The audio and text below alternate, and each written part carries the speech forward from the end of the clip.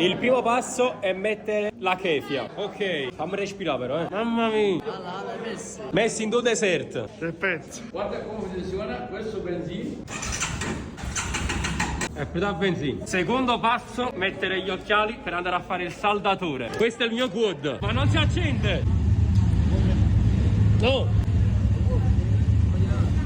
Sto capendo anche un cazzo, appiccia o non appiccia tu me? È ufficialmente partito il giro del cinto, signori! Amore, quella giusta, non muovete tanto allo stesso. Ti faccio paura!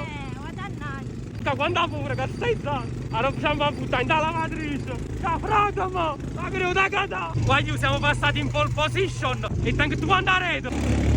Guagliu, dopo mezz'ora di motorata nel nulla, cominciamo a vedere le prime montagne. Guagliu, siamo entrati nel primo villaggio dei beduini in mezzo al deserto. Si presenta così, tutte queste strutture in paglia, posti dove è possibile sedersi e soprattutto prendere un po' d'ombra. Guagliu, si è Tusang. Arriva anche il famoso tè degli egiziani. Sto facendo i fumienti. E ora ragazzi si scala la montagna. Con Raffaello, compagni Patrizia. Mamma mia, sai ancora? Ah, lo so mia, una pompe. Wow, però bellissimo da qua sopra, guagliu. Mamma mia, spettacolo. Motorata nel deserto finita. E questa è la situazione del mio zaino, delle mie scarpe, del mio pantalone. E ora grandissima cena in un ristorante egiziano. Piatto di pomodori, carne, patate e riso.